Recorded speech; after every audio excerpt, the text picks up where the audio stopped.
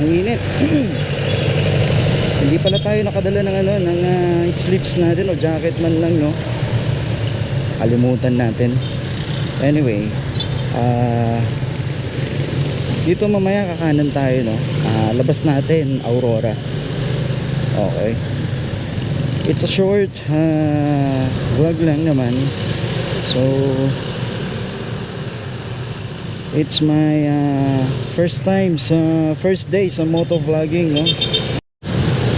So nasa Aurora na tayo, guys. Alright. So nakakanan na tayo, no, mula doon kanina. At kakaliwa tayo ulit dito, mga kalakbay, no. Dito sa traffic light na to, kakaliwa tayo dyan. Ayun, green light, let's go. Okay, takbuhang chubby lang tayo ngayon, mga kalakbay, no. At habang nag-uumpisa yung traffic, so araw-araw naman ganito eh. At hindi natin ma-avoid yan, no? Sa dami ng mga motorista ngayon. Ang bagal. Bilisan nyo naman po, malilate na ako sa work. Okay, mabagal si Wago. Okay, nakaliwa tayo dito. Alright, bomba lang tayo, tamang bomba lang. Naku, abutan pa tayo ng red light. Ang bagal kasi. It's alright. So, hintay lang tayo. Ako, may basura pa. Salubong sa atin yung bako ng basura. Alright. Ako po, ang baho, mga kalakbay. Sabay kakapit yan sa uniform natin, ano. Pagpasok sa clinic amoy basura.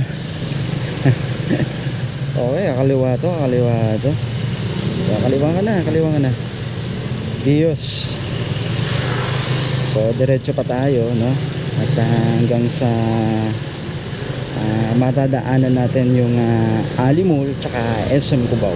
Alright, let's go.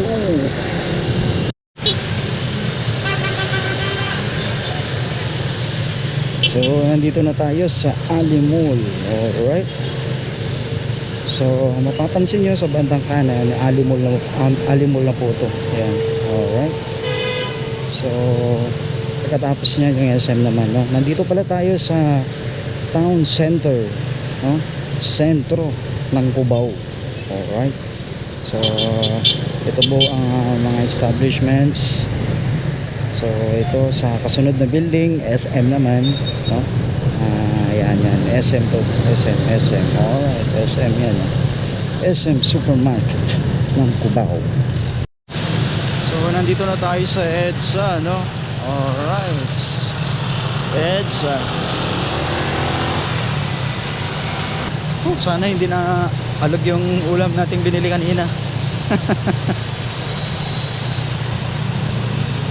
Ay, sana hindi mabuhol yung pagkakatali ng ng ulam kanina, no? Kasi matalbog no? So nagagalaw yung ulam natin na tinake out kanina, no? Kaliwa.